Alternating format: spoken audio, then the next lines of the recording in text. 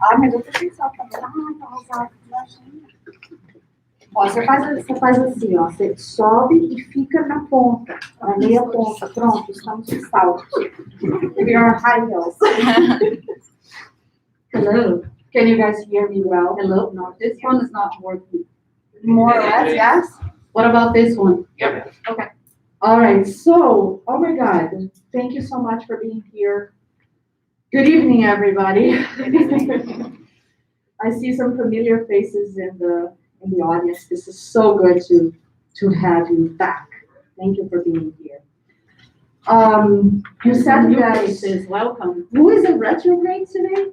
Mercury? Mercury. Maybe, So- I don't know, I was just guessing. Well, something is in retrograde today because we are like, everything is going beautiful, but everything is going beautifully like.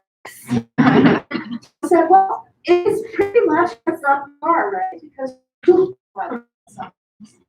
so just bear with me. The evening is going to go fairly simple. If you've been here before, you know we do readings and then we discuss a little bit after.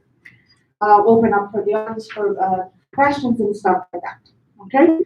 But first and foremost, for those of you that don't know our work, the nature of our work is really to have an exchange, to offer an experience.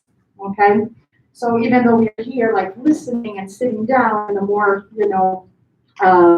settled way, nonetheless, you get to experience what we do. And our mission is to present exactly that experience, and the heat is what we call the calor. For those of you that don't know a word in Portuguese, here it is, calor, the heat of the Brazilian culture. And we do that through events and through different workshops, and you can find all of them in our website, that's for sure, www.group.br.com. And one of the reasons that we are here is exactly because of you that keep coming back, or that checked us out on Instagram or on Facebook or whatever channels you see us, or came to see our show twice. Some of you came twice, that's beautiful. So find us in there again, like us in there again, because it helps a lot. And make a comment if you can, okay? You don't have to write a love letter. I would love to. I would love to hear from you. But a little heart just helps us out, okay? That translates into a lot of different things for us later on. And we are here because of you, like I was saying, because of your donations, because you show up, because you support, because you like, because you tell a friend, because I can go the infinite telling you how much all of you support us, even if you're seeing us for the first time. Your support, okay? Now, I would like to thank a few people. So this second edition of our Readings.BR 2021 is made possible firstly and foremost for the funds for the creative engagement supported by the New York City Department of Cultural Affairs in partnership with the City Council and the New York State Council on the Arts, with the support of Governor Andrew Cuomo and the New York State Legislature and administrated by LMCC. So also I want to thank the consulate, the Brazilian consulate, in the person of Beatriz D'Alessandro, who has been supporting us endlessly throughout the years. Yes, and also Fernando de Oliveira Sena, who's not here, but he got back, no? That's okay.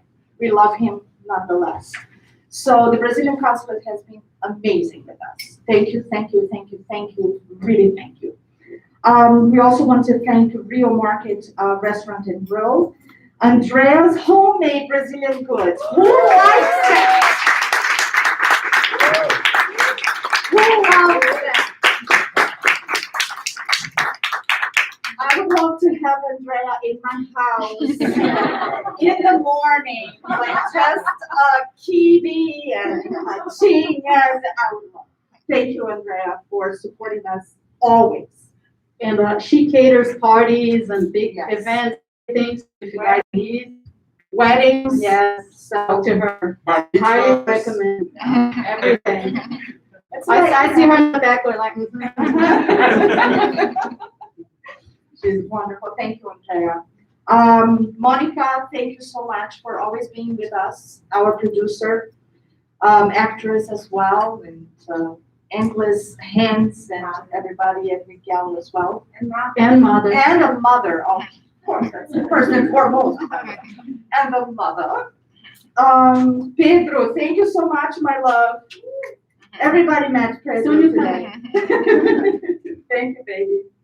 I also wanted to thank Joy, who's not here, which is the beautiful person that every time we come in, he is the one that is moving the chairs and doing the things for us and putting things together, and Alex also, right? That's our families and friends and the support, that they give us and for putting up with us most of the time.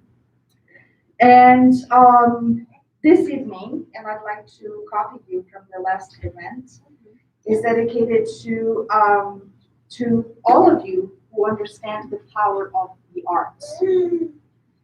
And so take this evening as your own. It's yours.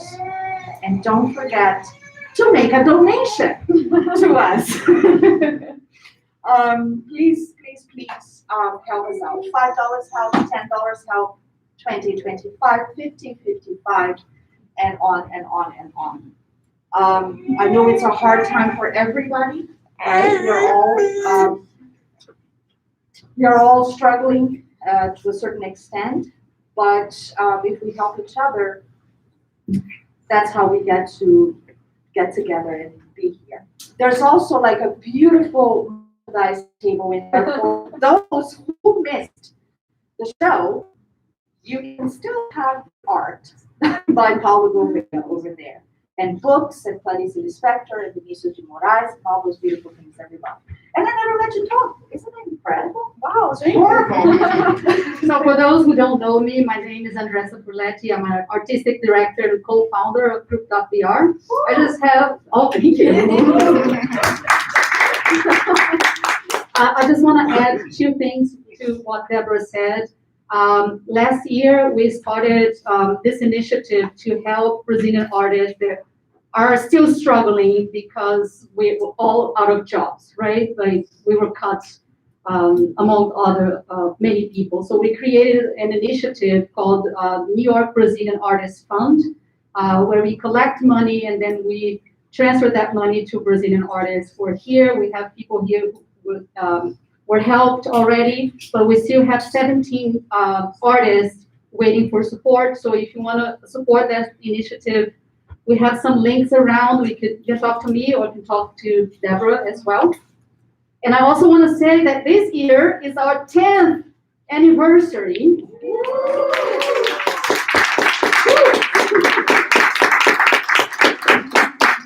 And I wanted to acknowledge and say special thanks to Carlos Caldarte, who came here today, who is the person who started this whole thing, and then he was like, no, you guys do this. No, I'm kidding. Like he contacted me and contacted Deborah. I didn't know Deborah at the time, with this idea of creating a Brazilian theater company. And we kind of fell in love with that idea and we kept going and we're still here. So I want to thank you, Carlos, for bringing us together. Thank you. And for always being around, and for always supporting, for always being here. You are a very special person to us. And the last thing is try to be ecological and economical. We made a virtual program of the show tonight. So you see some papers, you have a QR code. Just point your camera of your cell phone and it's going to open a web page. You're going to find all the information about the artists and the plays they're reading tonight. Deborah is gonna present them all, but if you wanna, check it out and, what's the name of that person again? That's where you find us, okay? And, shall we? Yes. I'm leaving. Oh my God, don't do it. All right, so to start, we have Juliana Silva. She's a Brazilian actress and public relations. She recently worked at the Border Light Festival in Cleveland, Ohio, One Woman Festival, Iredale Ensemble, and the Acting Studios, and the Chelsea Repertory Company Lab in New York, in an emergency artists one-act play festival. She studied theater performance at São Caetano do Sul University and public relations at Paulo's Comunicação e Tecnologia in São Paulo. And between 2006 and 2012, she worked at the Grite Theater Company in São Paulo, Brazil. Her credits include A Porta Brasil, Tempo Vagabundo, Pelo Avesso, Arquivo Morto, E o Pequeno Menino e A Gota d'Água. Now she will be reading Be Local. It is a written and performed piece, written and performed by her, and it is her New York debut. It tells the story of her mother's migration from northeast and the southeast of Brazil, Pernambuco to São Paulo, and during her early years of her childhood. The work crisscrosses her immigration from São Paulo to New York, and during which she realized that our stories repeat themselves. And no matter where we go, our stories all cross. The full play will be presented at the New York Theater Festival in October 20th, 22nd, 24th at LaTea Theater. Juliana.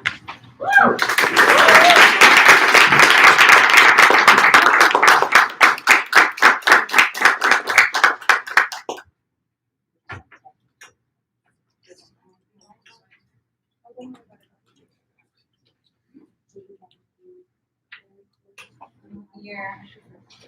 Very good.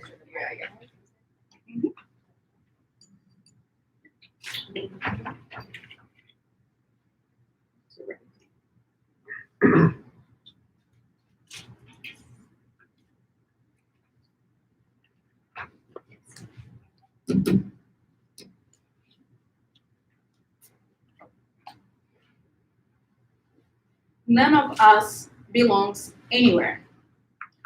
The distance between Pernambuco and São Paulo is 1,654 miles, almost the same distance from New York City to Houston, Texas. My mom, 19 years old with a backpack and a 6-month-old baby, my sister, moved to São Paulo. She had my father making arrangements for her arrival, and even a 72-hour trip could not stop her from smiling. A new life was waiting for her new family, and this was a Brazilian dream. My mom, holding her tiny baby girl, is looking out the window. She's making a little prayer, saying goodbye to the dry land.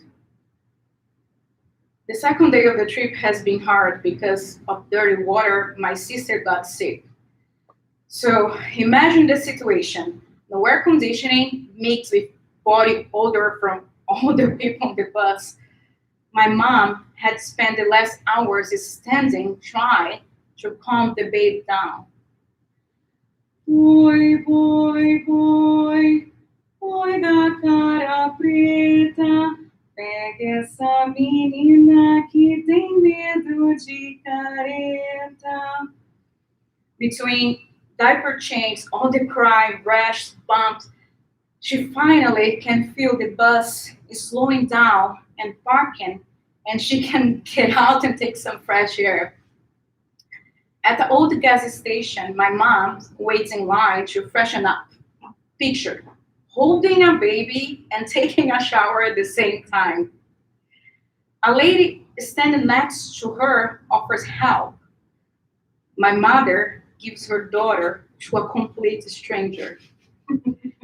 As soon as she enters to the bathroom, begins to undress, she realized that she does not know this woman's first name. She didn't even know if the woman was the same bus she was on.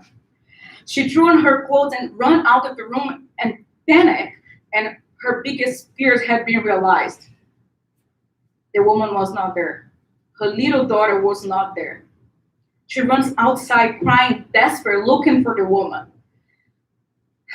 Finally, she spotted the woman playing with my sister. She could recognize her baby from miles away. She had no hair yet, and her big eyes were there, staring at the balloons where the woman was talking to an old man at the newsstand. The air was thick with humidity and dust, and the sun was bearing down my mom as her heart was racing with fear. It was just a fright. It was São Paulo saying, welcome. 3 years ago, I turned my entire life upside down. I packed a single bag and I took a plane from Brazil to New York City. I landed in the morning at JFK and I was scared but excited. I had booked a hostel for 10 days, and then I had nowhere else to stay. I prefer a shuttle bus to my hostel in Chinatown, ended up at Midtown, Times Square.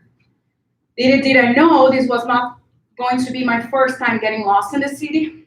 So they drove me back downtown, very close to Canal Street, and my first thought, I'm being scammed. The bus stopped me in front of this building and dropped me off. I walked inside and the place was filled with metal cars, bags, all sorts of crap. Here I was sweating, and the place smelled awful, somewhere in New York City, right? I knocked on some doors and had no answers.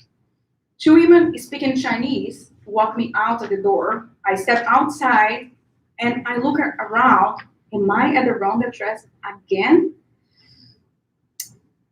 They put me in the basement. Okay. TripAdvisor gave me very good reviews.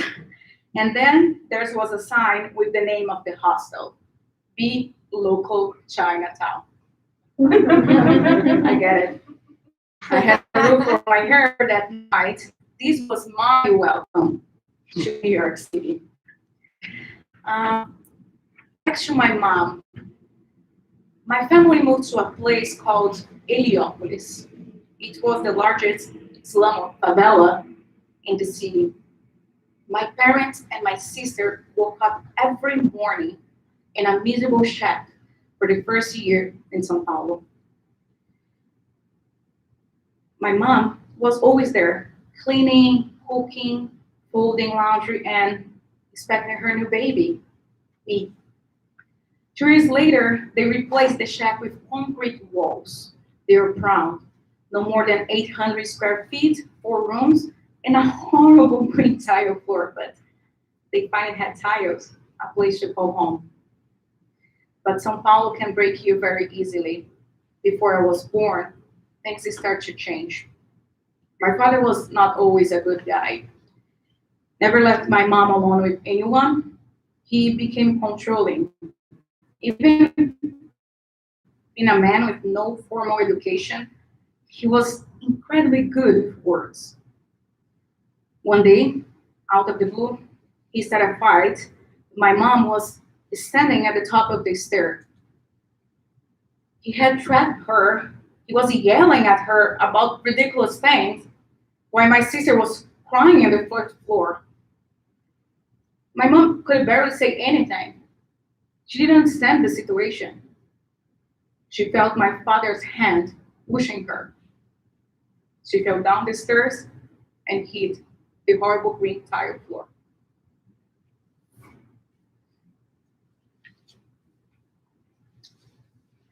She managed to get up.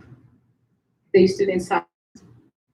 Her tears flowed freely now down her cheeks, and she held firmly her belly. He just stood there staring at her. He tried to apologize, but she left and ran to a neighbor's house. But she returned the next morning. After I graduated from college, I was broke and needed to get a job. I had gone on several job interviews and most companies dismissed me in the following skill: language. I didn't speak a second language, so my friend wanted to cheer me up and insisted we go on a cruise as a graduation gift. So here we go to sail for a couple of days. And it was on this trip that I had idea. I'm going to work on cruises to learn to speak English and travel the world. What a brilliant idea, right? But nobody tells you that we will work 12 hours a day, every day, in that time off for 6 months. And I did it for 7 years. But I didn't improve my English and saw different parts of the world and place I can only dream about it seeing. And I saved a lot of money. Oh, by the way, when I got my first paycheck in US dollars, I changed many things in my house. Mom is still there, but now she has beautiful white tile floor. If you can make it here, you can make it anywhere. No matter where you come from, this city, New York, will might temporarily break your heart just as São Paulo broke my mom's heart. But at the end, it's not about this big city that we all live in. New York will always be New York. Yellow tags we rushed down Fifth Avenue. The big Christmas tree rears up in Rockefeller Center. Runners will jog the Central Park on crispy fall mornings, and kind-faced men will play the saxophone of the subways. Before the pandemic, my sister, the baby crying on the first floor so long ago, came to visit me in New York. Married and make her own story, she was carrying my baby niece in her 6 months pregnant belly. Here we are, 2 kids, well, 3 kids, playing in the big city. I was seeing New York with fresh eyes again. We sit in the famous red stairs in Times Square. We look at each other. We could see the spark and the tears there. We could not believe that 2 little girls from Heliopolis were now in New York City. We cried together that day. She made me cry in Times Square. Do you believe that? But I would change that moment for nothing else. She brought me a couple of gifts from Brazil, and I have one hanging in my desk, and I look every day. A letter from my mom. Minha querida menina, eu sinto sua falta todos os dias. Eu sinto falta de fazer o seu café e colocar meias no seu pé. Quando você sente frio, eu estou contando os dias para te ver de novo. Deus te abençoe. Te amo, mãe. My dear, I miss you every day. I miss you bring your coffee and put socks in your feet when you get cold. I'm counting the days to see you again. God bless you. Love you, Mom.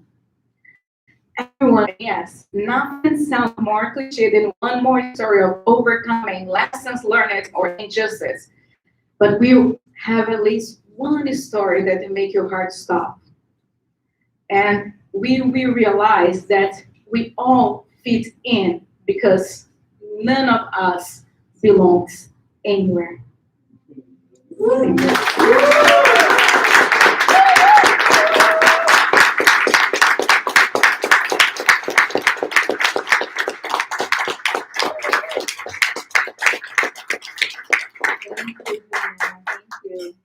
You can find Juliana on Instagram, guys, at Julie Sally's. You pointed at the beautiful, what do you call those? QR codes. Sorry, I won't tell you how old I am. So, thank you, Juliana. Thank you very much. Next, we have Nina Marketi. And Nina Marketi is a queer Brazilian artist based in Brooklyn, New York, an actor trained at the Academy of Actor INDAC in São Paulo, Brazil, a video artist at the New York University, the City University of New York, I'm sorry, and an experienced writer, producer, makeup artist, and set designer whose skills were acquired through years of working on artistic productions in Brazil and the US. Nina is the co-founder of Campanha #Onde Dói, #Where Hurts campaign, a former online campaign that raised awareness about sexual violence practiced by medical professionals and offered legal and emotional help to survivors of this kind of violence for over a year. They also performed in the dual punk Smurfs and are, did I write Smurfs? Yeah. And are currently producing the variety show Nina's Furry Desk. Welcome. Come and have my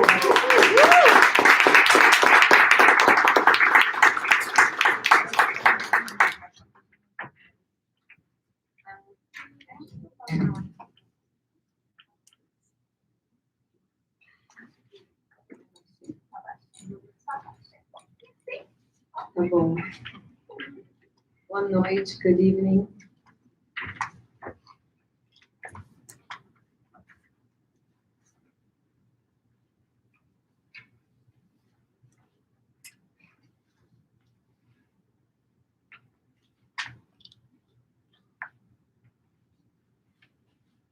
Packed around every corner, the tiny cold feet clasped the birch. Time ran. It ran so much, he got tired. Time knew how to fly. Conformacy. New feathers glued to the body. Old ones fall to the ground. I'm hosting a revolution inside me. 18 years fighting for the liberation of my body.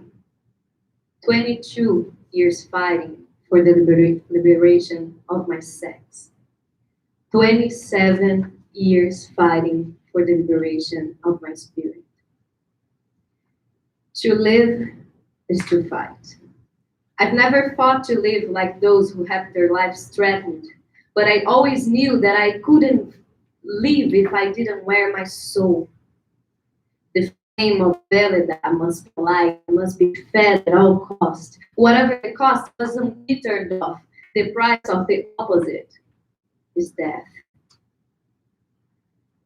The carcass doesn't move without the motor. My motor is my heart. It's what hurts when the doors are closed, when they are slammed from outside or from inside too. It's my heart that lights up my path that goes towards nowhere and nobody, but towards justice and love, and run through the walls to follow always in a straight line, even though it contorts in the it's my heart that lights up my path that goes towards no one and nowhere, but towards love and justice, and run through the walls to go always in a straight line, even though it makes a spiral in the infinite world, even though it contorts with the heat of passions, even though it fails in sad days and work around the hazards. It goes 1,000 seconds per minute for those who love and suffer, for those who err and suffer, for those who follow in a straight line and leave their footprints in this earth. Now, there are 29 years fighting for the free contradiction of my existence.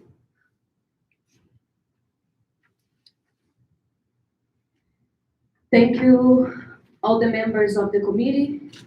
My name is, I'm an actor and independent writer. I won detail my background, my educational background since already being summarized. I have lived here in the United States of America since August 2016. And I am here today not because I want to. I'm terrified. I'm here because I believe it's my civic duty to tell you what happened to me while under the medical care of Dr. I've summarized it in a letter to one of the members of the committee. I understand and appreciate the importance of you hearing my experience from me directly and the impact that this had in my life and on my family. That day, I left that place completely drained of humanity. I didn't understand what happened. The only feeling that I had was guilt. I tried to retrace my steps to understand when was the moment that I made something to make the man believe that was okay to do what he did to me, but no clue. I went back to school, and that's pretty much what I remember of that day or that week. My best friend at the time, or rather to this day, told me a couple years ago that when we had lunch that day, he told me that I told him, I think I was raped this morning. That was what I told to him, but I don't recall it.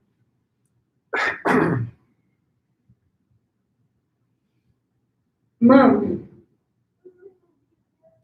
I had a dream about you years and years ago. I was playing in front of the house, a disheveled and dirty child as I like to be, when all of a sudden 2 men came to kidnap me. I was alone. They were bad men. The way they look at me and smile as they lifted me by my armpits gives me the shivers even now as I speak it aloud. I was so desperate. When I saw you coming from inside the house, my hope lightened. I felt so relieved. You were there, my mother. You saved me. But instead, you asked if they will let you bring me inside the house and brush my hair and make me wear a beautiful skirt, and then they would take me. And that was what you did. You got me ready and you gave me to them.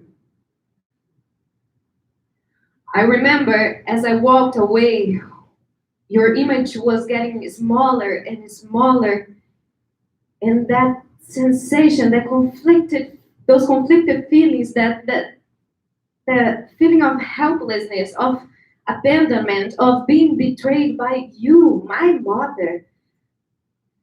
Is that feeling, Mom? It was that dream that I fought so hard to not become my reality my whole life.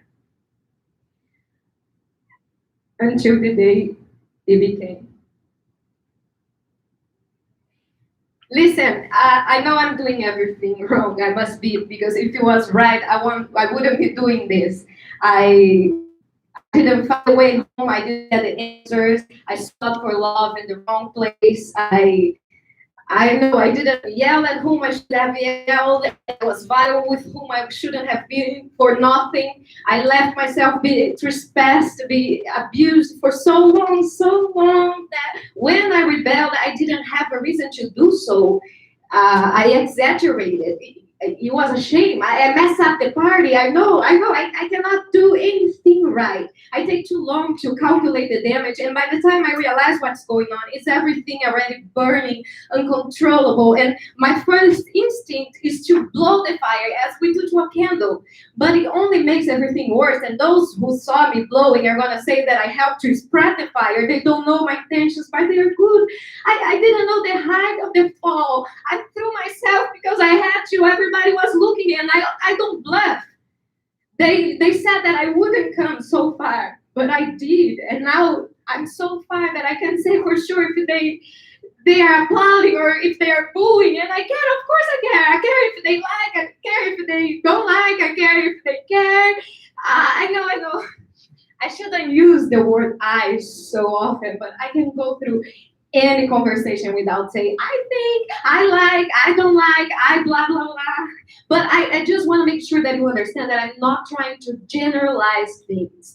It's just my point of view, but I'm willing to change it. I know how to work the etiquette of speech, but is everything already so urgent? And there's a new eye knocking on the door, and tomorrow maybe you don't remember me anymore, but I need you to trust. Please listen.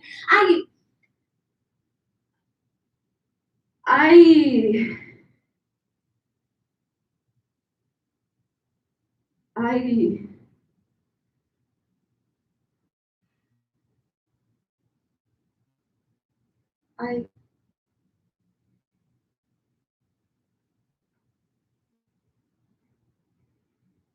The twigs swayed, and the afternoon became golden. Packed the water, the thirst didn't pass. She opened her wings to fly by, blowing the dandelion seeds everywhere. She made fun of herself. What a weird day, huh?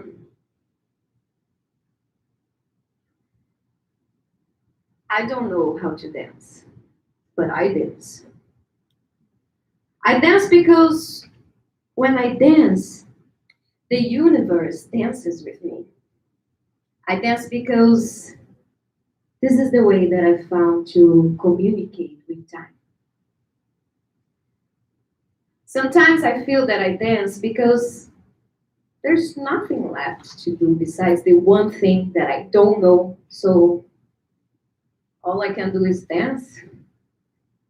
Because if I don't dance, nobody will dance for me. I keep dancing because I've been dancing my whole life. And now it's too late to stop. And even when my body is not moving, I'm still dancing somewhere inside. Thank you.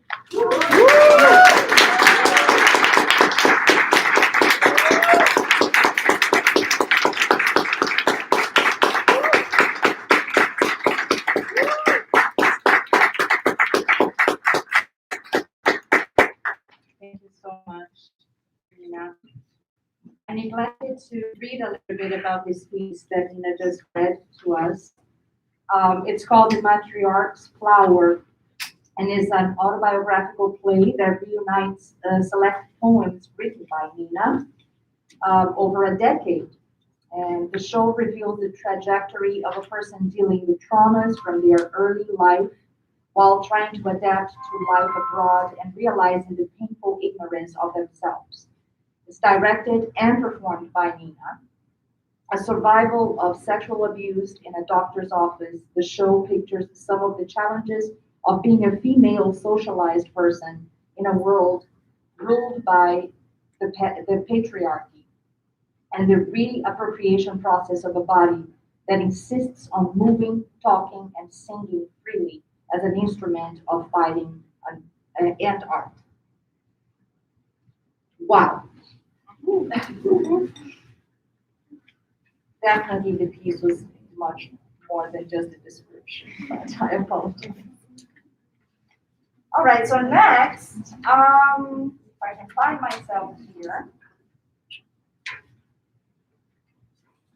Next we have Rodrigo. We're talking about her, sorry. Oh. I was like, oh my God, did I forget something? Rodrigo. Rodrigo's producing, you know. No. All and you will do is go down. So Rodrigo Nogueira is a Brazilian playwright, screenwriter, lyricist, and director. The last couple of years, he worked for Disney Blue Sky Studios as a screenwriter, developing an animated musical directed by Academy Award nominee director Carlos Saldanha, and produced by Academy Award nominee Mark Platt. Currently, Rodrigo is a head writer of the live-action comedy series How to Be a Carioca, an anthology that narrates the adventures of 8 foreigners in Rio de Janeiro. And Andressa Furletti, I forgot my phone. Everybody knows Andressa Furletti. It was a last minute thing. It was a total last minute thing. And I thank Rodrigo for being so amazing and always helping us out. So Andressa Furletti is a Brazilian multidisciplinary artist based in New York. She is the co-founder and artistic director of Group.BR. Her artistic works include stage and film acting, performance art, art installations, visual art, and filmmaking. Her inspiration comes from her degrees, you don't know this, biology and filmmaking, the acting conservatory training at Stella Adler Studios, in addition to many works with works and intensives such as the Mito Thailand Artist Intensive in Bangkok and Watermill International Summer Programs coordinated by avant-garde director Robert Wilson. I'll let you check it out, andressafurletti.com or .net.me.art. .art, yes. And Rodrigo, you can find him at thisisrodrigo.com. And they both are going to be reading for us today a piece called Another Woman. A middle-aged actress gives an interview on stage before the opening of a show that celebrates her career's 30th anniversary. During the conversation, she believes different characters that she played. She relives different characters that she played on that same stage and model the woman she is today. Welcome to the stage, my love.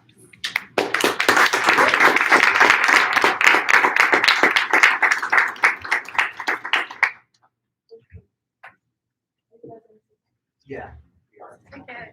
No. Do you want to stand? Where's the other mic? Tell me where you-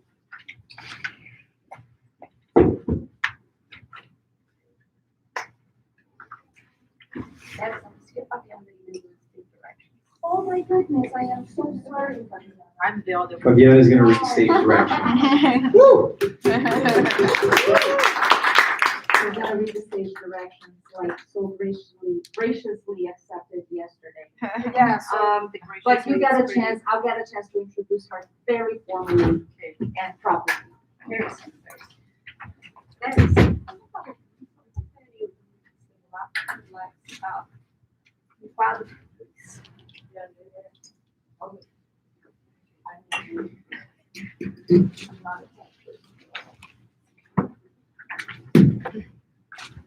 Another woman. Closed red curtains. A woman dressed in white walks onto the stage coming from the stage right. She's around 50 years old and has a beautiful presence. She moves the ghost light to stage left and speaks to someone in the booth in the back of the theater. Can someone open the curtains, please? Anybody in the theater? Hello? She walks to the middle of the stage and tries to find the gap between the curtains. She finally finds it and goes in. A brief moment later, the curtains are open, revealing a very simple set. A slightly elevated wooden floor, a stage on a stage, if you will. Center stage, two chairs are facing each other diagonally. Upstage center, a door. Woman walks back, coming from stage left. She opened the curtains herself. A man comes in, upstage left. He has a beautiful smile. He observes her for a moment. Hello. Hi, I take it that you you must be, I'm sorry, you go ahead. you're the reporter, right? The reporter? For the interview. Yes, that's exactly what I am. Shall we? He steps onto the elevator floor. She goes to sit in the chair, positioned stage right. This is What? funny. What? It's funny. Would you like to sit? They look at each other for a moment, tension in the air, a defiance of some sort. Then he sits. I'm curious to know. Huh, isn't that redundant? What is? Curious to know. Like wet lake, invisible air, hot flame, or privileged man? Well, it depends exactly. Sorry, I hate interrupting. What are you curious about? Why did you choose to give this interview today? Because before opening night, my emotions are more close to the surface, and that makes it more easier to connect with the characters I've played in the past and talk about them. So is that why you chose to give the interview here, on stage, so you could act? There's no such thing as acting if you don't have an audience. What about me? You're not my audience. And why here? There's something beautiful about being on stage on an empty theater before a play. It gives me the chance to live my death. Excuse me? That was a bit of a stretch. Let me see if I can explain. In a few hours, this theater is going to be packed. Are you sold out? Certainly. Congratulations. Thank you. You're welcome. In a few hours, this theater is going to be packed. And I'll be on stage just like I am right now. But at the same time, well, cliche alert, it won't actually be me.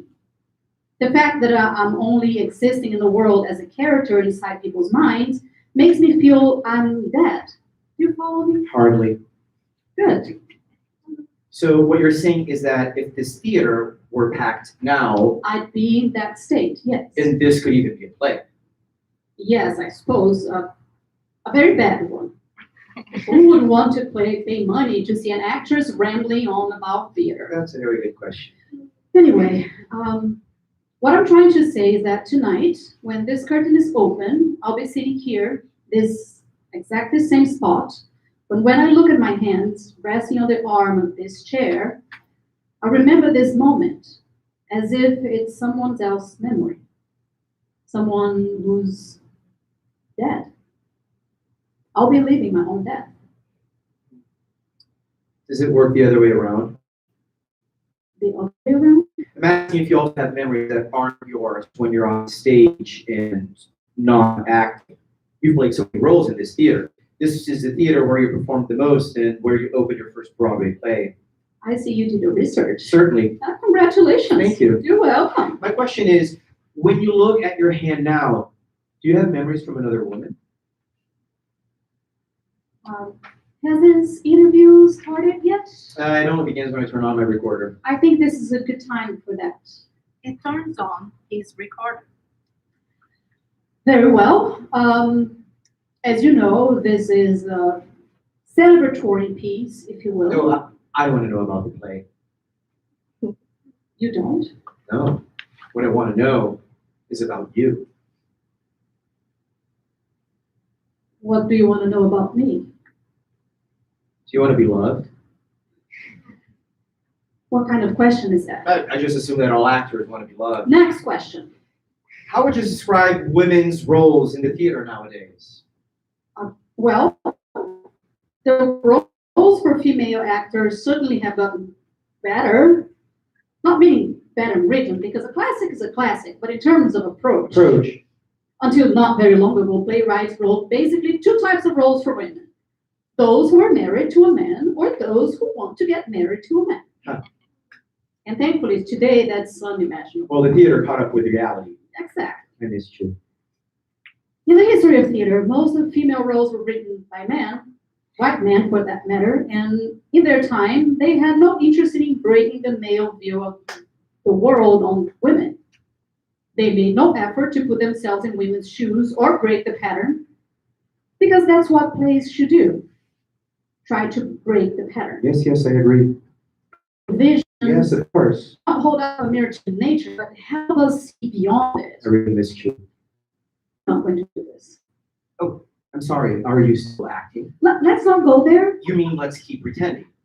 This is inappropriate. I agree, I'm not an actor, so why should I pretend? Please, I am not going to start unpacking baggage from 15 years ago on the date of my opening Oh, night. so first I'm the reporter, and now I'm baggage. Oh, stop. This is not a place for drama. Actually, is precisely what this place is for, but not this kind of drama. Why did you ask the paper to assign me for this interview? I never did. Oh, so you didn't know that it was going to be me that was going to interview you here? I think you should leave. You haven't changed one bit, have you? I'm not interested in your opinion. Wait, just prove my point. You haven't changed one bit. Okay, that's enough. Oh, come on. This is just... You do not get to walk in here on the day of my opening night. I didn't walk in here. I was assigned for this interview. I don't want to discuss You it. could have just... You have no You always right. have this Can kind of... you I leave? just want to You know... really have to leave. Did you really disappear from my life because it asked you to marry me? Yes. Yes, yes, yes, yes. Lights change, causing men to vanish in the back of the stage. Woman is now Elsa, 28 years old. We are in Norway, 1880. This should look and sound like a play by Ibsen.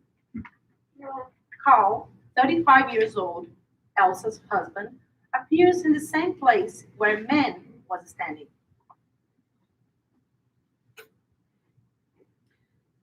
Yes, Are you certain? upon my word. Well, I'm pleased. If you despise the red one, It seems awfully inadequate, so to speak. My appointment is to be a joyous event, yet it should guard solemnness that the occasion requires. The red dress seems extremely appropriate. very well. It is settled then. I shall wear the white gown. I'll ask Regina to put away the red one. Splendid. Oh, it's so wonderful to be alive and happy. My little Skylark is going to sing. Yes, but before we start our rehearsal session, shall we have some macaroons? Elsa, Just one. Oh, please. we have discussed this. You don't want your teeth to turn yellow and withered like the autumn leaves rotten on the muddy of the bank of the fjords, do you? I suppose not. Very well then. Now you have put me in an undesirable position. And why is that? My negating you macaroons has saddened you, and seeing you sad disappoints. I am tremendously happy. I did not take your meaning.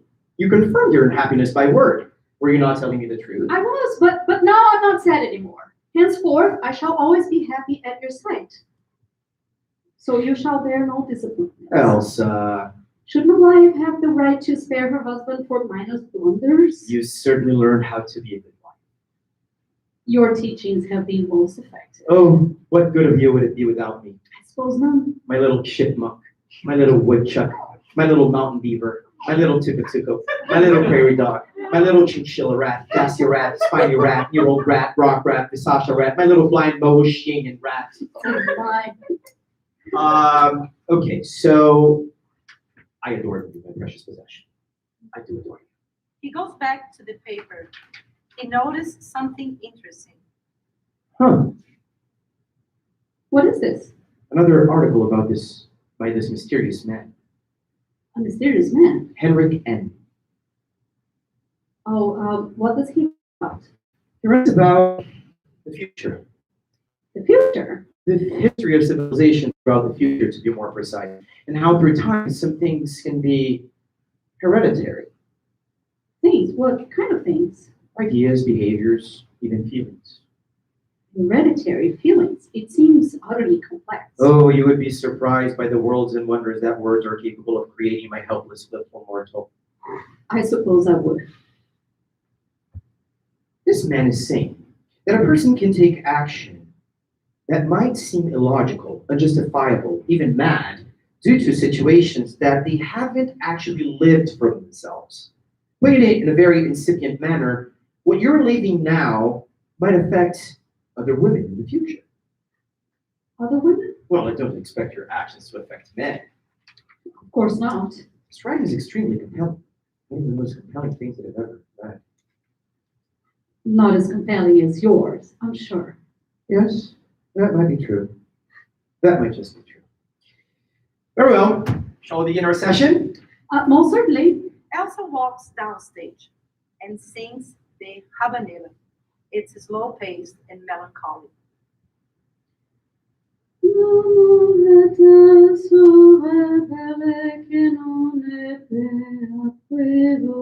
Stop! Where did my skylark go? The happy little bird that sheds the brightest light on the deepest darkness with her luminous voice. I suppose I was taken by the words. The words. Love is a rebellious bird that no one can trap. If it flies away, it shall be in vain in calling it back. It's horrifying Why so? because it means that love is not permanent and my fate to the end. What would you have if one day you stop loving me? Or if I, one day, stop living? What has gotten into your little featherhead? We are married, Elsa. We are married. Married. Married. Married. We are bound to love each other until the vermin are to devour our cadavers beneath the frigid earth. With my guidance, you will achieve the perfect tone to perform the aria, vivid and happy. Now, first things first. Oh, Carl, I do not wish to sing. Do not wish to sing.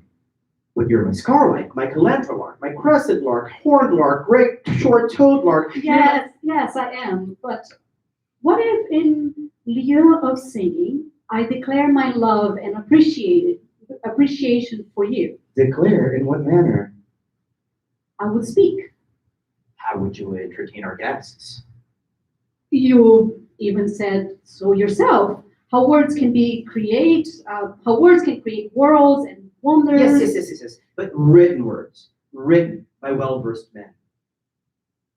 What if I were to write them?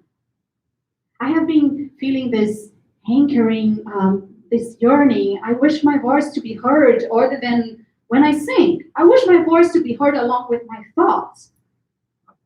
Let me write about my love and adoration for you in a manner that the words are entertaining. Oh, and my abandoned little toddler.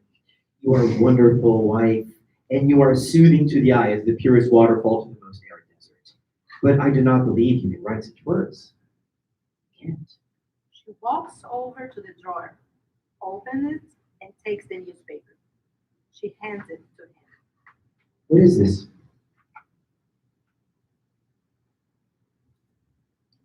my words.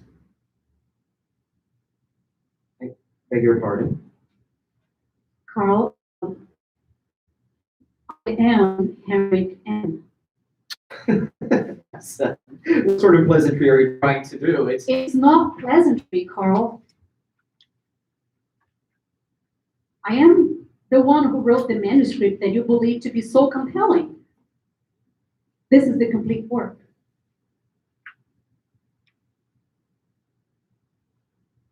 Are you out of your mind? I know this is not Not custom. custom. Just what do you wish to destroy, Elsa? My career or our marriage? I do not wish to destroy Do you anything. wish to prove that I'm inferior to my wife? Inferior? Writing the manuscript, trying to prove yourself more adroit than I, a professor, the man of this house? By no means that was my intention. Oh, so it was our marriage that you were after. Our marriage? Why else would you wish to be arrested for forging identity, if not to bury our marriage under an irrevocable scandal? It's just a synonym. I have failed. I have utterly failed. My teachings have not led you to become a worthy wife. They have turned you into a filthy woman, an immoral animal. Carl, please. All is asked of a woman is to maintain the home and be available to have sexual relations with her husband. That's it. That's all required of you. And now you stab me in the back, revealing yourself a writer, undermining the dynamics of our marriage. You're a traitor. You're a beast. Carl, please. I beg you. I never wished to undermine anything nor affect you in such manner. I was just bored and please forgive me. I ask you for forgiveness with all the fibers in my body. Within every second of my existence, I'll burn my manuscript. I shall not submit my articles to the papers ever again. But please, do forgive me. How have you been submitting these articles? Anonymously. You're certain. I won't. So who knows? Neither living or dead. And you're certain no one will ever bring this fraud upon you. Yes. I was most vigilant regarding my submissions. Very well then. Our marriage is safe. You shall burn this manuscript, and we shall never speak of this again. Thank you, Carl. Thank you, thank you. Not now, Elsa. You have unmanned me. I shall need time to restore my adoration for you. As for tonight, I believe we should cancel your appearance since I did not have the time to teach you how to use your voice properly. The songbird shall not leave its cage. Carl burns the manuscript and leaves the room. Elsa looks at the fire, dejected. She walks toward the desk, opens it with her back turned to the audience, takes something from it. In my hands, hold the path to truth. The soul. Turns to the audience. She's holding a gun. I carry an obscure melancholy inside of me. I carry an obscure melancholy that does not allow me to be. I abide by every rule a woman should in order to be happy. But I'm not. I live in a beautiful home, but it doesn't keep me warm. I keep myself fair, but I do not feel pleasure. I am adored by a man, but it feels like torture.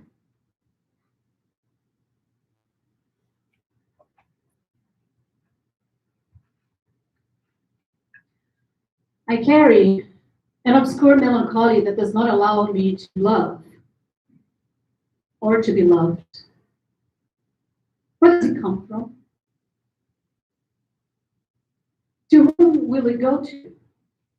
I cannot be the bearer of such darkness anymore. I must take action.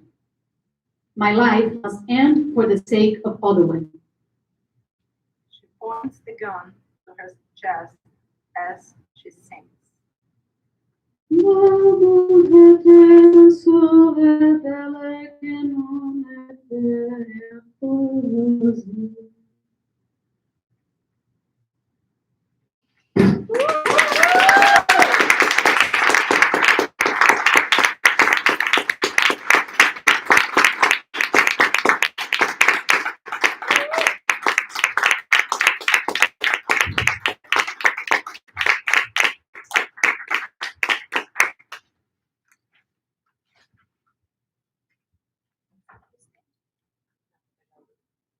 How can I get all comfortable here and sit?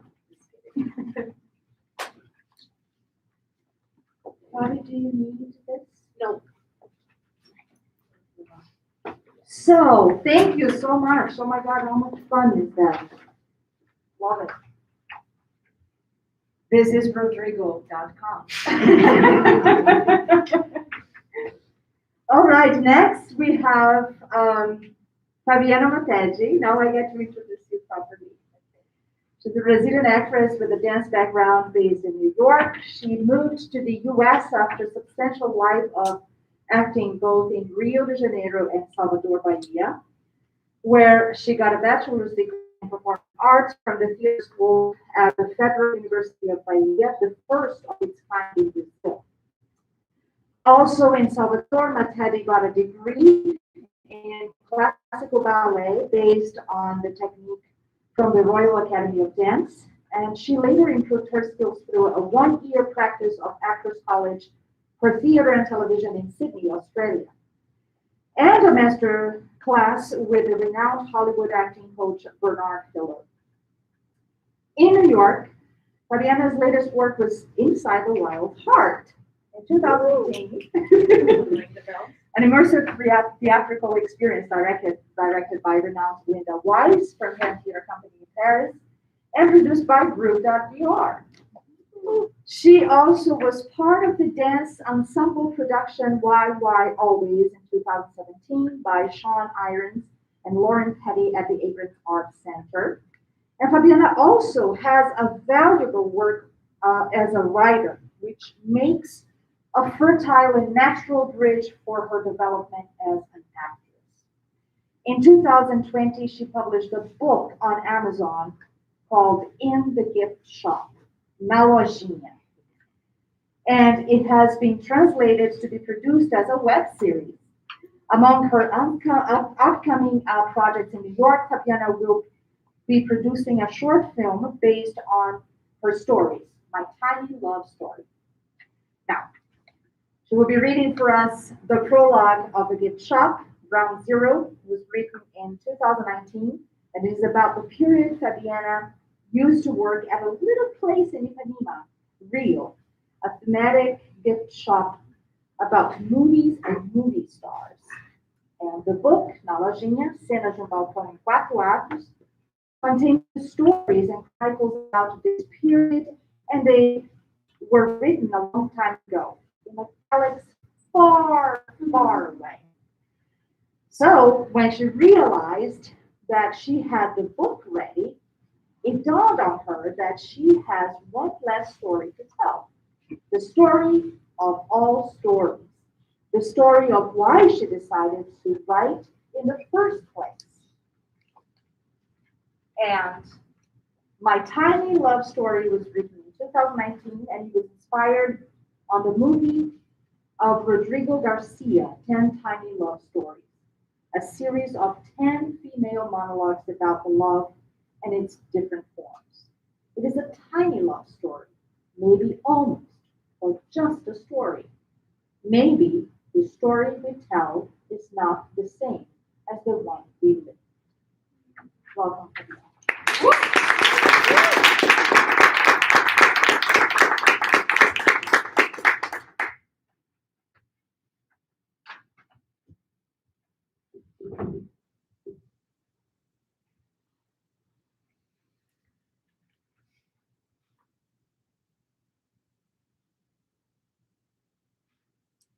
So, this afternoon at the gift shop, I was watching the people who work around me. The ticket booth lady, the security guard, the coffee girl, the cook, and they all seemed so solid, so real. I was wondering that they wake up every day and go to work to do whatever it is that they do. And that is their lives. Nothing is yet to be, because everything already is. And I felt so distant from all of that. They just are, while I keep thinking all the time that I have yet to become an actress, and a famous one, preferably, financially independent, emotionally impartial, self-assured, capable, slim, great personality, kind, cool, politically correct, and in favor of recycle bags. Of course, have a plan B. I always forget about plan B because for me, plan B was to stick with plan A. The idea that I'm not there yet, I'm still getting there. I didn't make it, that I am yet to be becoming. The idea that my life is yet to begin drains me. What will I be? Is the question that doesn't seem to have an answer, but somehow it keeps being asked. And I know that nothing is going to happen with my life because it is already happening. And half of the time, I'm waiting to be something that I might never be, or that I might be already, but unaware of. Sometimes I have the most insane thoughts. I picture myself running away to a small bucolic town, getting a job, any job at a random place, and just holding on to whatever I can. If I can get health insurance, great. Otherwise, I will just not get sick. I will live where I can and out of whatever is possible. I will accept that maybe I will never, never go to New York. That unlike my sister, my cousins, and some of my friends, I will never buy my own place, and I will forever be someone's tenant. I guess I'm tired of feeling whole, that's all. Motivation is a quite an exhausting task, especially when self-motivation is not enough and one needs to motivate others, saying that everything is going to work out fine, or each person has a different time, and my time will come. You know what? I don't know if it's going to work out. I have no idea whether this is a tie break and the match point will be mine. I'm letting go of all my expectations about myself and diverting everyone else away. I just want to be someone who lives, breathes, wakes up, works like a regular, ordinary person. And if someone asks, what about Fabiana? How is she doing? And that lower, solid tone. People can say whatever comes to mind. Feel free to fill the blank, but don't ask me about my plans, neither A nor B, especially because there was never plan B. And if my parents could not help me anymore, it's totally fine. Look, this is what we can do. I can write a letter releasing them of all parental responsibility. I hereby declare that my parents have given me everything that a daughter could ever want. They helped me financially until I reached a mature age. Yes, I'll say it again, a quite mature age. Therefore, they are free from any and all obligation they may believe they have towards me as of this date. I release everyone, especially myself. After writing this, at the end of a hard day at work, that I have taken the first step towards getting the stories for this book together. Whether I like it or not, they are connected to my own story. I never wanted to write anything about myself, and maybe that guy, Mark Zuckerberg, did actually encourage me with that Facebook thing, because it gives a person such a wide reach. But to my own delight, it does not have a couldn't care less button yet. My audacity in writing would not be as bold if that functionality were to exist. But one day, maybe drunk from the boredom of a day without much to do, and feeling strongly affected by the relentless artistic anemia that struck me more often than not, I started to write. No inspirations whatsoever, no illusion as to the reason behind it. It was just a way to drain my artistic vein. So that was how it happened. A regular day at the gift shop. It just happened. I started writing. And then I realized it happened quite frequently, even when the emptiness of the day seemed overwhelming, even when silence prevailed. So I started to take time and really look at this great, big, subjective, and concrete world that I could see from behind the counter, and think that maybe that counter had an audience, and the life I could witness from behind it was the stage. And perhaps, by irony or whim of destiny, life had staged me in a different way for the moment, so that I could write this story instead of enacting it. At the gift shop did not start as an actual beginning of anything. It started exactly because it was already happening. Maybe just as life itself. And the illusion we get from believing that something needs to happen, something amazingly fantastic needs to happen. It's always about to happen. So that then, and only then, we can start to live. The truth is that the only thing about to happen is the next moment. It is the understanding that the river runs its course, and it will not stop for us to get in and start sailing.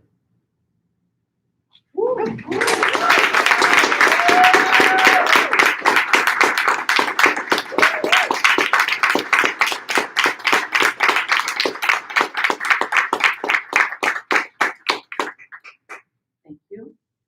My tiny love story. So let's call this my tiny love story. Actually, it's not very accurate. Maybe almost.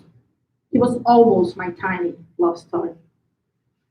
But it's still, yeah, it's just a story. If you ask me what I feel for him, I don't know what to say. But you know when you watch something on Netflix, you really like it, and you just want to keep on watching, pressing the next episode over and over and over? It's good when you know episodes are available. But in my case, the show was never picked up. He was a pilot, I know, and I guess I always wanted him to be a season. At least one. But this is how I feel. Last time we met, I was about to move to New York. I saw him in my neighborhood. I wasn't brave enough to stop and talk to him, so I went away. But later that day, I sent him a message on Instagram. I was very low profile, actually, as casual as possible, and from my surprise, he texted me back right away. I knew he was dating this girl, but I had a feeling they were on a break. At least I want to think that he was. Maybe Ross would agree with me. They were on a break. I kept telling myself. So we met and we talked for hours. He said he could not believe he was not going to see me anymore. I feel like it's a loss. Seriously, he said that. And it didn't make any sense. I mean, we were not friends, not even on social media. And I did not need him to say nice things for something to happen because things were going to happen. But from the moment he said it, it broke my safety belt off. He is just a pilot. There would be no season. So we fought. And I felt like always fucked. I knew he was a nightstand, but I always felt he was a match. You know, when something fits. It took me a while to understand that I met him as a bridge I had to cross rather than a place where I should settle. That's why I said it's barely a story, let alone a loved one. And later that year, he got engaged. But the concept of engagement, that is something that I can never get. That Bluetooth, and when people say that something's too sweet. I mean, like what changes when you get engaged? Like to become the fiancé. It is like a social promotion, like a travel smile, an upgrade. Yeah, congratulations, you were just a date. But now you have achieved the fiancé level. Yes! Oh, so nice. Hang in there. I mean, just get married or be together. Why engagement? Or maybe I'm just being a bitter person, which is ironic since I never think something is too sweet. For a while, I was so obsessed with her, you know, the other woman. I guess I was living the classic projection, comparison, and of course, feeling rejected as if I was in self-destructive therapy. Little things that I was finding out on the web, not much. She was very discreet, and somehow that made me feel worse. Like saying, I was the face track in the psycho role, while she got to be the pretty woman. Except she was not a hooker. I would never boil a rabbit, right? At least I like to think that I didn't. I saw her as this perfect woman. So much, not in social media, not exposing herself to the big crowd, while I was bullying myself in silent words every day, trying to figure out how I felt. And the thing with this insane comparison is that I never win. I mean, we who hold this contest in the darkest areas of our minds, we never get to win. She will always be better and thinner, of course. I haven't mentioned yet, but she was tall and slim, and she knew how to use Excel. Already you can see profile. Excel hates me. Okay? The thing is, he was the closest to a love story that I ever got. And I don't even have a story to recall. And this is why I'm telling this one now. When I feel my solitude now, I know that it's filled with nothing, with what ifs. Yeah, He was my best, almost. What if? In fact, I could prove on an Excel worksheet, if I knew how to use one, the amount of my solitude. Like last time I kissed, last time I fought, easy. Over 3 years now. Pandas fought more than I do. I'm worse than a panda. Last time I walked with someone holding hands, a Valentine's Day, a selfie, I never had. You see, this is all data, information, evidence. Maybe the love stories we tell are not the same ones we live. Like when you see the temperature on your phone and it shows 30 Fahrenheit, and right under it, it says, feels like 15. I felt him like this tiny love story. What is the truth on the skin of your soul? And you know what's funny? Every time I look at them now, whenever I relapse and watch them on Instagram, I know pathetic. I think they fit. They do. And that's a good thing, right? I feel emptiness, but not in a bad sense, but as this big space, uncluttered, cleared, where you can see better from another perspective. So he was my bridge. She was the bride. And I'm free, made to live my real and first love story.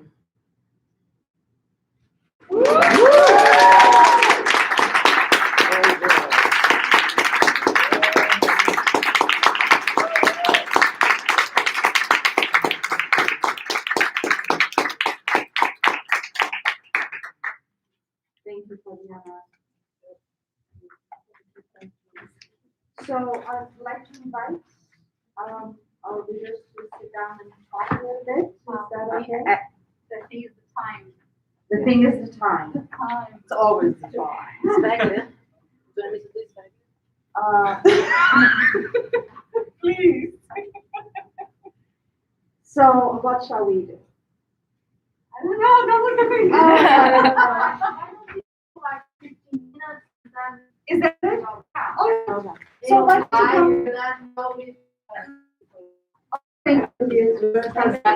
So let's Thank you. Rodrigo. Sure. And I'd like to open for for all of us to have a conversation, to if you have any questions about any of the writing that you hear today. Well, that's a wrap. No, I was thinking here, but I'll start off with one question that I think is maybe in my head is an obvious one. But you all write in English, and your first language is Portuguese. And I'd like to hear a little bit of the struggles with that in each level. I know Rodrigo has been here for a while. I don't know you, Nina, but I'd like to hear a little bit about that. For me, I've been living here for 5 years, and I spoke English, but when I started writing, it was terrifying. I don't know. There's not really a clear answer. I just think that what clicked was when I was working in a studio, and I felt the worst person in the world because everybody there were American writers, and I was the only Brazilian writer. And I think what clicked is like I'm the only Brazilian writer, so I'm the only person that can see things differently.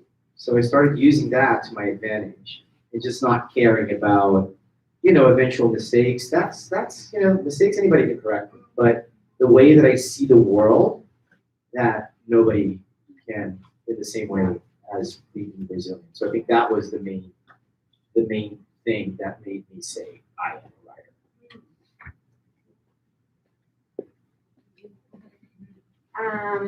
I'm here since 2016, and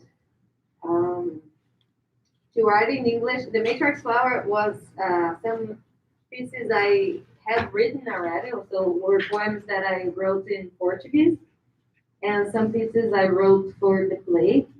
So then I wrote them in English already. And the difficulty was to translate the poems that were in Portuguese to English because of what Rodrigo said. And I think that the challenge was more like how, because I think the feelings we all feel in the same way. So we all, it touches places that are very similar in everybody. But then there's a way of how to narrate, how to translate it's almost like it's not only translating the words, but it's also you have to translate the feeling, like how, which sentences do I have to use in English to make people feel that way. And I think that was the biggest challenge. I don't think I think it's going to always be a challenge, and sometimes some staff are going to get lost in translation. It's basically like, because all of you are actors, right? And I'm not excluding you as of course, but as a writer, when you are an actor, the other side, and you have to do Shakespeare in English, and then in Portuguese, and you feel it, or vice versa, when you have to do Clarice Lispector like we did, and then in English you go like, what? That's not exactly what it's supposed to be. So more or less that. So my process to learn the language was a bit different because unfortunately I went to like a public school in Brazil, never had the chance to really study English. I just studied English with around 24 years old, so it's not that long. I got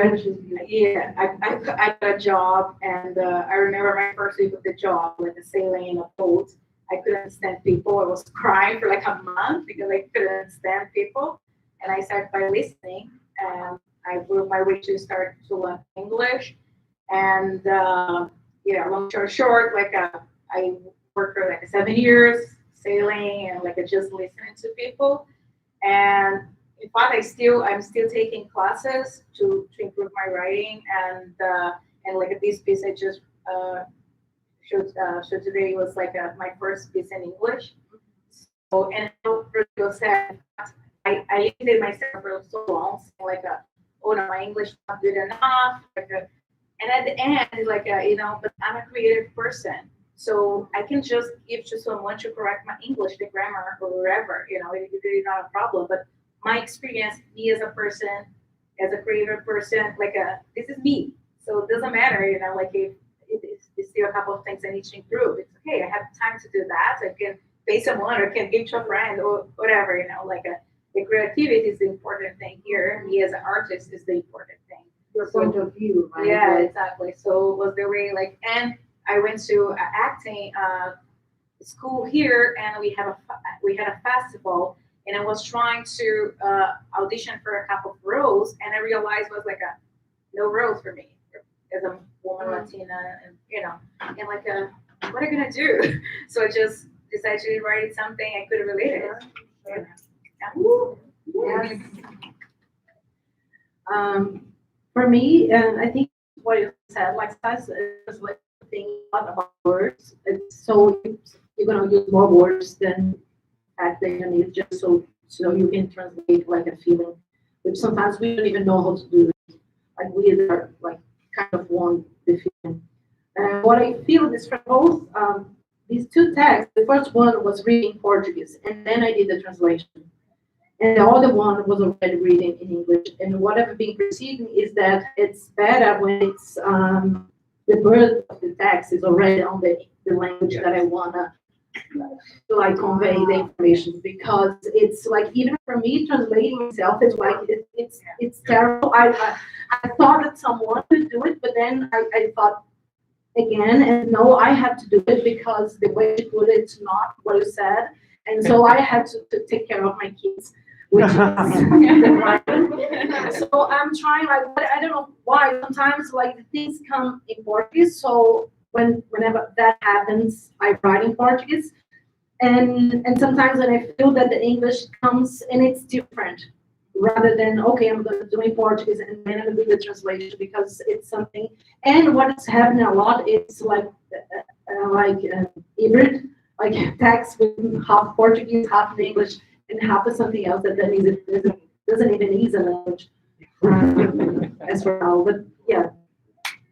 Thank you. Now I'd like to open for everybody. Oi, não, tá. Hello. I have an observation quickly. 10 years ago, when we thought about this is exactly what we thought. There wasn't such a thing. There were 2 people, 3 people, right? And some people from Brazil coming and saying, where are the Brazilians? Where are the voices? Right? Where are the voices? And voices are here. Well, the 2 brave women are capable to do that. But I think that more than that, you should understand that it's like 30, 40 years of immigrants coming in. When I tried to do my voice lessons, nobody knew how Brazilians spoke. They didn't know our accent. You remember that, right?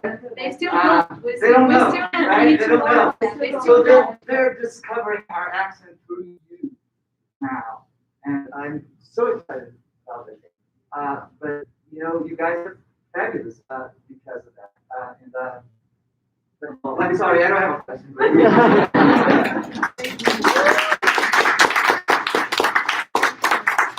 You have a question. What feedback? Oh, there's no city. Like, I don't know if it's a silly question, but as for this, are there feelings that you are unable to express before? Can you say it louder because of the mask? It's All right. Are there feelings that you're unable to express with words? in English or in Portuguese. That's a great Yeah, question. with any word from any language. Or are there languages that are more able to speak about some feelings than other things? I just got started thinking about it, when you were asking about it. Yeah. I think sometimes, not to be pessimistic, sometimes what you feel, it's not translated at all. And I feel like that, and it's Chihuahua said that before in his music. But I think I think there will be always a gap. Always a gap. Either if you're gonna find the right word, or sometimes you write something that it's alive in that moment, and then when you're gonna read, it's already dead, but not really dead. So it's not like the wound is not like alive. It's more like a scar of the feeling. And then I think it's possible, but it's. I disagree. Yeah. No, because of course I think it's important to come from the heart. That's it. But what I'm feeling is totally different from what you're going to feel when you hear it. So for me, that's why I don't mind if it's not accurately exactly what I've been feeling to the last grain, because if it comes from the heart, you're going to make your own interpretation, and this is where it lives, right? And there's one thing that's interesting, speaking in both languages, because when I write something in English in my writing, as opposed to these, they're very personal. Mine is also very personal, but they're through characters. So I can't write as a Brazilian character, because if I do, the American audience is not going to get it. It's like these little things. Like if I'm going to write a stage direction, I can't touch, right? We don't touch here, but in Brazil we do. Or if you go into a bus in Rio, people are like, ah, and here people are like. So all these little details for me are so crucial when I'm writing, and I kind of have to turn into a different personality when I write in English, because my actual personality, well, it's hybrid, I think, for all of us, but my real personality is Brazilian. So I think that's the biggest challenge. But I do think that every feeling is writable. And you do that really well. No. You do that like really, really well.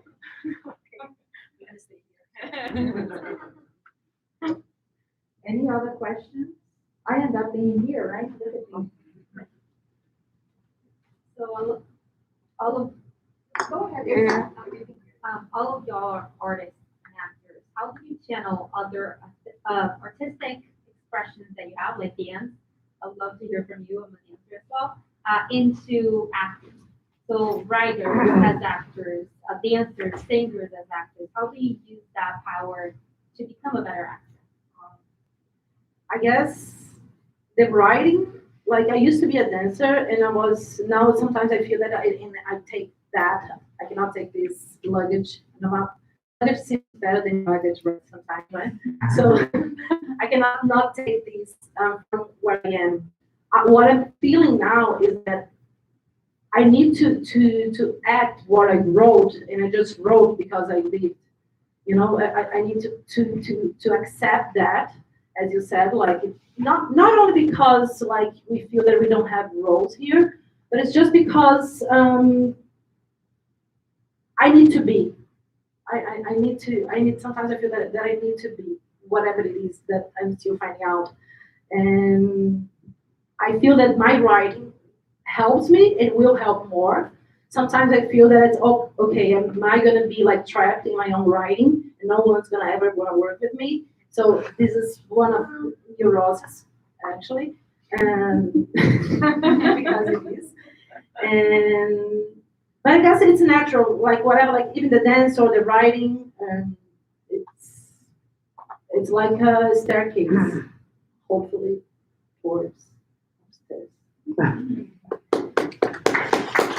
For me, I think the challenge is like for example, I wrote a piece and I invited a person to direct my piece, and the person like, can I give your opinion about that? And like I'm always open to like, but the person wanna change your own thing, and like you try it, like is your baby, and I don't want to change it, but sometimes you need just the change. You need to have other people looking at it, you know, as an audience, and like you need to have an opinion because it is, at least it might be so personal. So like I don't know how people are gonna react, so I do need an opinion, but sometimes it's hard. I think this you helped me at least like put myself like as a writer and like acting and like the piece in life, because was the first time doing that. Before it was just like acting there or the person works and like you trying to understand what the playwright is telling you, you can incorporate performance to your character. But in this case, it was like my personal piece, so it was like, okay, I need to be open for that. Everything is there. It's like it's my life, it's my piece, but I need to be open to listening and understand what people are getting from that. So this was for me was the challenge.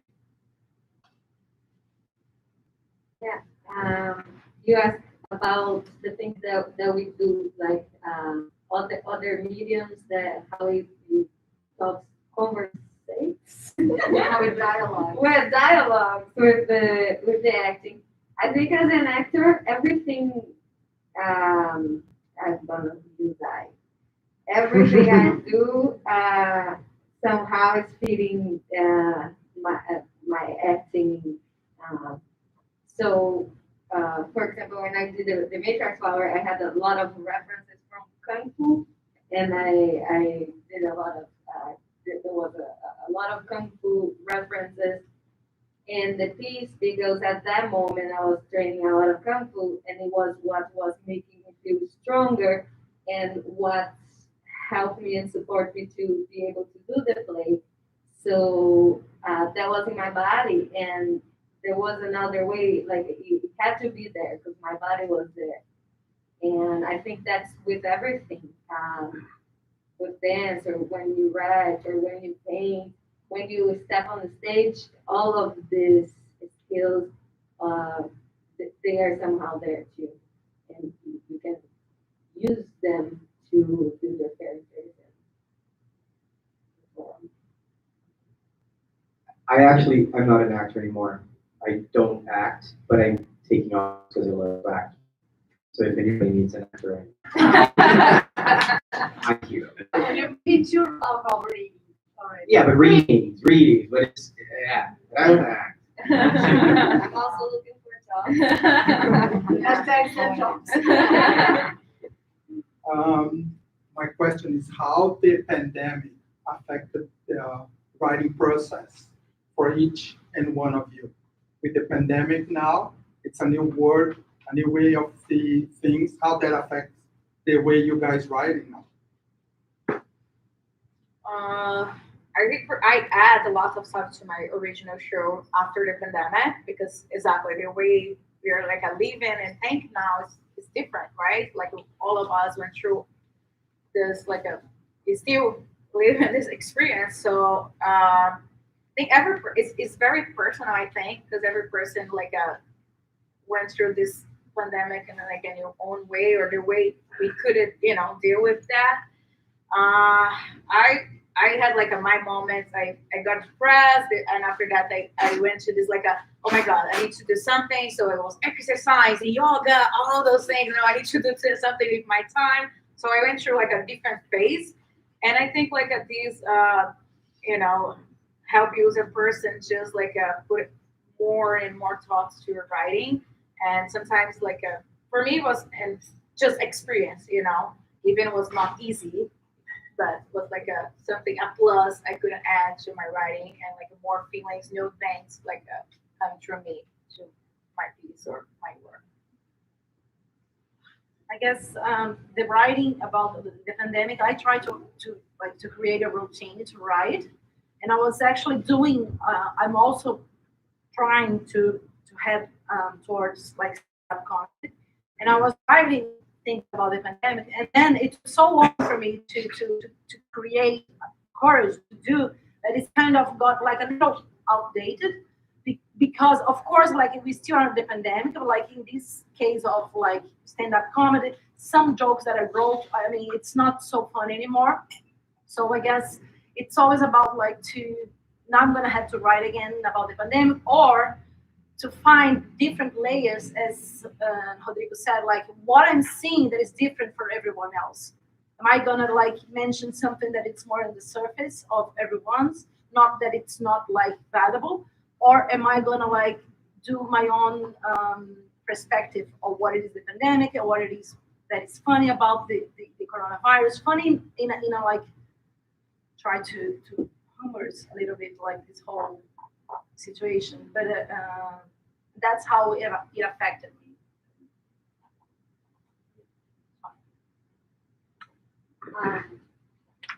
I feel like with the pandemic, it changed my idea more about how we do things. I for a while I wanted to be as an actor, as an artist, more independent and learn other mediums so I could do my own stuff. I think everybody here is the same. You make your thing happen. And with the pandemic, I noticed that I had always had this idea that it will take more than it actually takes for you to because one thing is you do your art, another thing is you survive of your art, and there's an abyss between these two things. But as artists, our life is very driven by making art and creating, keeping yourself that fire alive, fed. And I think the good thing of the pandemic with people doing things online and play online and so many right and wrong things that we find in the middle of the way also brought to me this idea that I need less of not how I can do. I can do. I need to focus more on doing my art and keeping writing and keep on the motivating yourself, which is so hard as well. Especially when you're doing other things to survive. But also that you can do it in a more simple way to have it to keep it doing it. So not to wait for the perfect moment or the perfect job opportunity or something like that. For me, it was that okay, don't just do it. That doesn't matter, and I'm gonna try. I'm gonna apply for festival. I'm gonna do whatever I need to do. because, you know, until when I'm gonna wait to have the perfect opportunity to do my work, you know? So, because never gonna happen, never gonna have the perfect opportunity. Just put the work there and we're gonna like tune, we're gonna fix it, we're gonna do whatever need to do, you know? I think like that is the business. I think for me, in a way,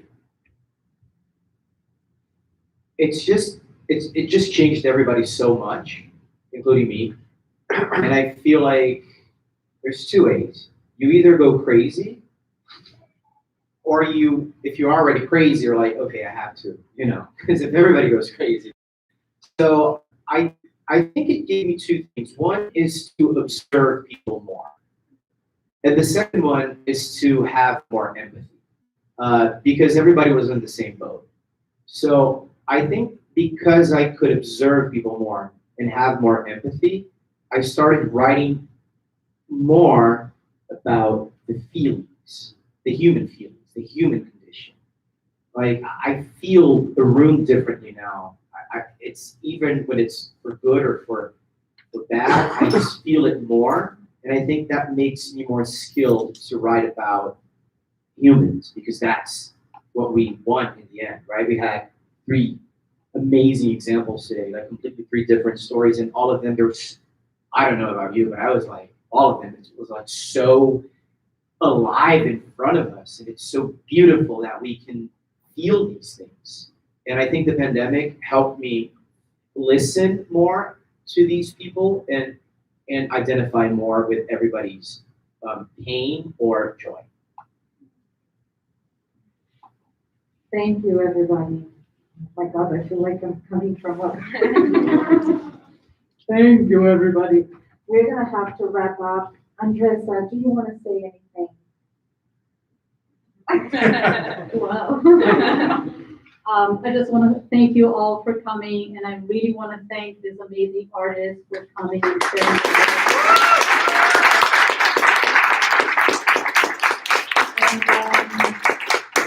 Now Lojinha is available in Portuguese on Amazon. You can download to your Kindle right now if you want to read it. And Be Local is going to be in a festival in October. And Nina and Rodrigo, if you have something coming up, I don't know. I'm downloading.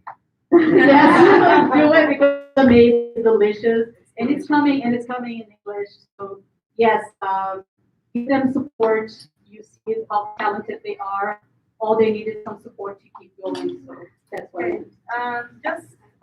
Thank you both to this opportunity to read my stuff. I would read anything, Shakespeare or whatever you ask me.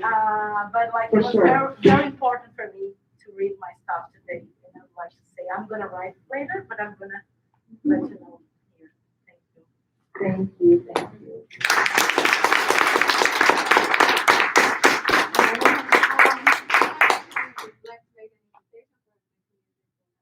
Oh, please.